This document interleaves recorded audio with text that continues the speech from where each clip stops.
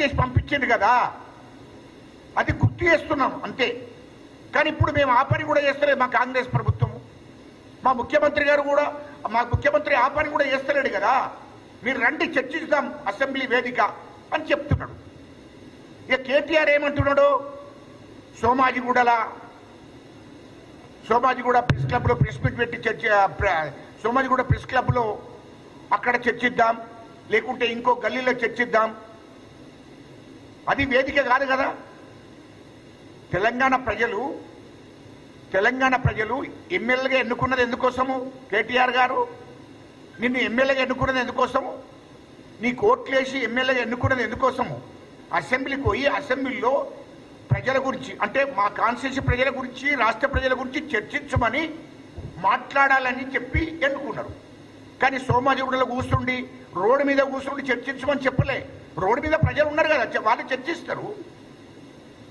గ్రామంలో సర్పంచులు ఉన్నారు, అక్కడ చర్చిస్తారు. మరి నువ్వు సర్పంచ్ వా చెప్పు, లేకుంటే జడిపిడి శివా చెప్పు.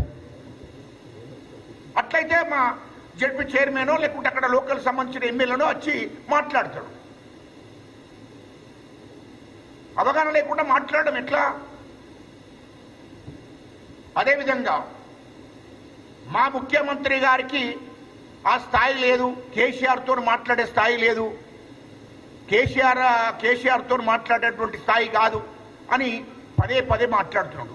ఏ స్థాయి నాకు చెప్పుండయా జర, మీ మీడియా ద్వారా అడుగుతున్నా. ఏం స్థాయి అంటే ఏందో ఒక్కసారి గుర్తు చేయి. మేము కూడా మేము గుర్తు చేస్తాం. ఏంటి కేసీఆర్ గారికి ఉన్న స్థాయి ఏంటిదో చెప్పుకుంటారా?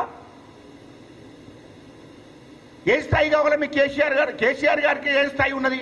మా ముఖ్యమంత్రి గారికి స్థాయి లేదని నువ్వు మాట్లాడుతున్నావు. అంటే ఒక్క ముఖ్యమంత్రిని గౌరవించేటువంటి పద్ధతి కూడా నీకు తెలియదు.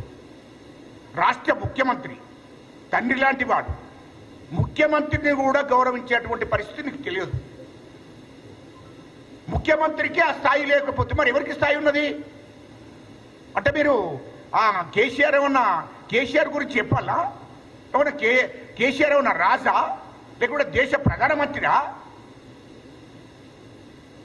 ఏంటిది? ఏ స్థాయి కావాలా మీకు? కేసీఆర్ స్థాయి ఏంది మరి నేను అడుగుతున్నా. కేసీఆర్ స్థాయి ఏదో చెప్పు. కేసీఆర్తో చర్చించే స్థాయి కాదు ముఖ్యమంత్రి అని మాట్లాడుతున్నావు.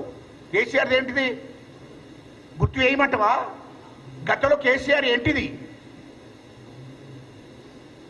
దుబాయ్ ఫైరోగులు చేశాడు, గుర్తు చేస్తున్నా నేను.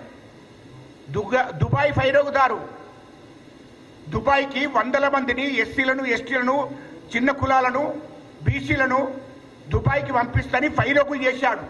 వందలాది మందిని ఫైరోగులు చేసి వాళ్ళు కాయకష్టం చేసి 100, 2, 10,000, 20,000 తీసుకొచ్చి ఇస్తే వాళ్ళను కూడా మోసం చేశాడు. దుబాయ్కి పంపలే. ఇగో ఇది మీ కేసీఆర్ స్థాయి, మీ తండ్రి స్థాయి. రెండోది, కాంగ్రెస్ పార్టీలో పనిచేశాడు, యూత్ కాంగ్రెస్లో పనిచేశాడు కేసీఆర్, అది గుర్తు చేస్తున్నా. అదేవిధంగా ఎన్టీ